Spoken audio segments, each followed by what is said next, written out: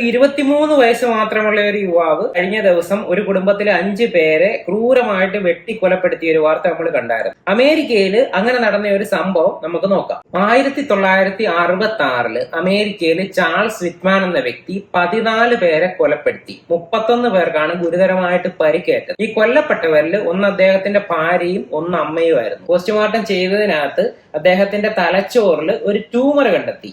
ആ ട്യൂമർ ബാധിച്ചിരിക്കുന്ന ഒരു മെയിൻ ഭാഗം എന്ന് പറയുന്നത് തലച്ചോറിലെ അമിഗ്ഡല എന്ന് പറയുന്ന ഭാഗമാണ്.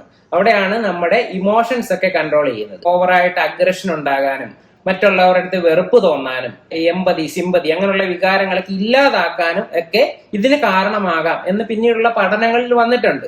ഒരു സ്ഥലത്ത് നാച്ചുറൽ ആയിട്ടുള്ള ഒരു ട്യൂമർ കാരണം അങ്ങനെ ഒരു മാറ്റം ഉണ്ടായി എന്നുണ്ടെങ്കിൽ ഇപ്പൊ സിന്തറ്റിക് ഡ്രഗ്സ് പലതും കാരണം ഇങ്ങനെയുള്ള മാറ്റങ്ങൾ ഉണ്ടാകുന്നുണ്ട്. ചില ഡ്രഗ്സ് ഈ ഭാഗത്തിനെ വളരെ നെഗറ്റീവായിട്ട് ബാധിക്കുന്നുണ്ട്. മറ്റുള്ളവരുടെ വികാരങ്ങളെ മനസ്സിലാക്കാനോ തിരിച്ചറിയാനോ ഒന്നും പറ്റാത്ത ഒരു അവസ്ഥയിലേക്ക് ഈ ഡ്രഗ്സിന്റെ ഓവർഡോസ് കാരണം ഒരു സ്റ്റേജിൽ എത്തിപ്പെടും.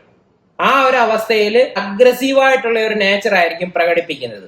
ആന്റി സോഷ്യൽ എലമെന്റ് ആയിട്ട് ഈ ഡ്രഗ് അഡിക്റ്റുകൾ മാറുന്നത് ഇതുകൊണ്ടിട്ടാണ്. ആക്രമിക്കുന്ന സമയത്ത് മറ്റുള്ളവരുടെ പെയിൻ മനസ്സിലാക്കാനോ അവരുടെ വികാരങ്ങളെ തിരിച്ചറിയാനോ അവരുടെ വേദനയെ മനസ്സിലാക്കി സ്വയം മാറാൻ വേണ്ടിയിട്ടോ ഒന്നും ഇവർക്ക് പറ്റത്തില്ല.